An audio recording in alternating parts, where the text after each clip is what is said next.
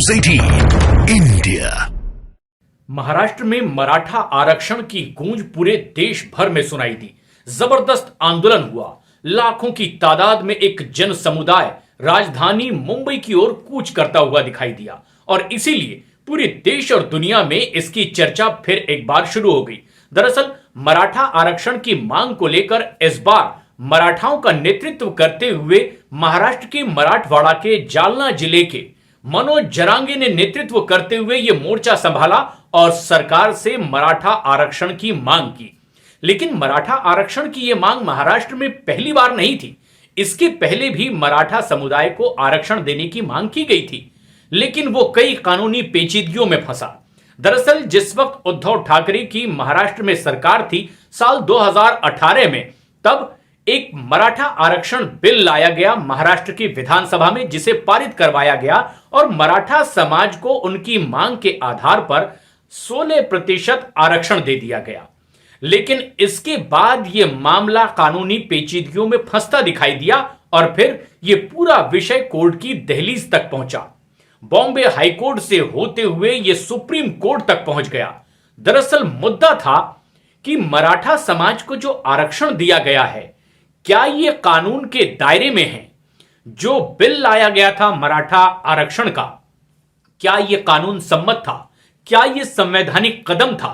और इस पर एक लंबी चर्चा हुई, लंबी जिरह हुई। सुप्रीम कोर्ट में वाद विवाद लगातार चलता रहा दोनों पक्षों की ओर से। वो पक्ष जो इसे वैध मान रहा था और वो पक्ष जो इस मराठा आरक्षण को अवैध मान रहा था। मार्च के महीने में साल 2021 में सुप्रीम कोर्ट में तकरीबन 10 दिनों तक लगातार दोनों पक्षों के बीच जिरह हुई। दोनों पक्षों को सुनने के बाद अपना फैसला सुप्रीम कोर्ट ने सुरक्षित रखा और मई के महीने में साल 2021 में सुप्रीम कोर्ट की ओर से फैसला सुनाया गया कि दरअसल उद्धव ठाकरे की सरकार ने जिस तरीके से मराठा समाज को आरक्षण दिया है वो असंवैधानिक है और इसीलिए उनके उस तौर तरीके को और उस आरक्षण की प्रक्रिया को ही रद्द कर दिया गया सुप्रीम कोर्ट में। ऐसे में एक बार फिर से आवाज उठी कि यह मराठा आरक्षण मिलना ही चाहिए।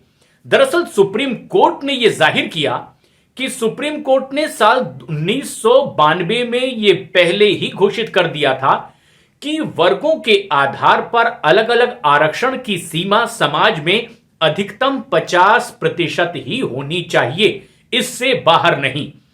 एक अहम केस है कानून की पढ़ाई करते समय जिसका जिक्र किया जाता है इंदिरा साहनी बनाम भारत संघ, जिसमें कि आरक्षण की सीमा को लेकर जिरह हुई और उसमें एक फैसला इस सीमा को तय करता दिखाई दिया।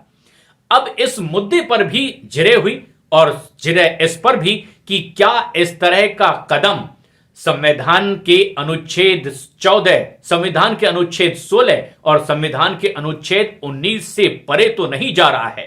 तमाम तर्क वितर्क सुप्रीम कोर्ट में रखे गए।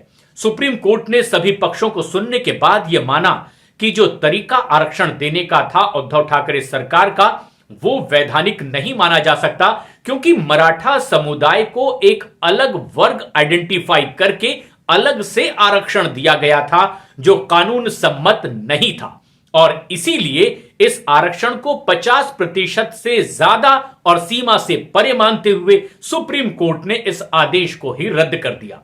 और उसके बाद नए सिरे से पूरे महाराष्ट्र में मराठा आंदोलन आरक्षण के लिए फिर देखने को मिला और ताजा मामला था इस बार एक नए नेता के नेतृत्व में, जिनका नाम मनोज जरांगे।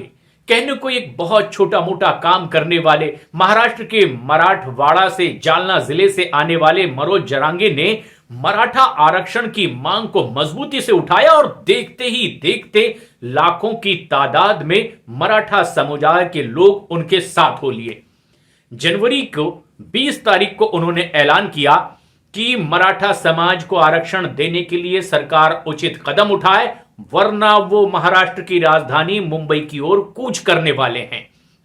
आंदोलनकारी जालना से आगे बढ़ते चले गए और महाराष्ट्र की राजधानी मुंबई के मुहाने तक पहुंच गए, यानी नवी मुंबई तक, और तब तक सरकार लगातार मशक्कत करती रही। दूसरा पक्ष यह है कि इस समय बीजेपी शिवसेना की जो सरकार महाराष्ट्र में है, उनके तमाम मंत्री इस बात का ऐलान करते रहे कि वो भी मराठा आरक्षण के पक्ष में हैं, कि मराठा समाज को न्याय मिले और उन्हें समाज में आरक्षण मिलना ही चाहिए। लेकिन क्योंकि कानून की बाध्यताएं हैं, तो इसके लिए कोई ना कोई तरीका निकाला जाना चाहिए। मनोज जरांगे जो आरक्षण की अगुवाई कर रहे थे इस आंदोलन की, उन्होंने भी ये बात रखी और ये बात सर्वसम्मति से सामने आई कि क्यों ना कुछ ऐसा कदम उठाया जाए कि कानून का उल्लंघन भी ना हो और मराठा समुदाय इस आरक्षण की सीमा में भी आ जाए। हुआ भी वैसा ही। एक नया फॉर्मूला निकाला गया और वो था कुणबी समाज के तहत मराठाओं को लाकर आरक्षण दे देना। दरअसल ये कुणबी समाज एसोसिएट करता है, संबद्ध करता है अपने आप को मराठा समुदाय से, और इसीलिए यह फॉर्मूला निकाला गया कि जो ऑलरेडी कुणबी समाज ओबीसी के तहत महाराष्ट्र में आरक्षण पाता है, उसी के अंतर्गत इस मराठा समुदाय को भी ला लिया जाएगा और मराठाओं को कुणबी सर्टिफिकेट दे दिया जाएगा और इसके तहत कानून की सीमा में ये पूरा मराठा समाज कुणबी समाज को हासिल होने वाला ओबीसी का आरक्षण प्राप्त कर लेगा। और हुआ भी वैसा ही।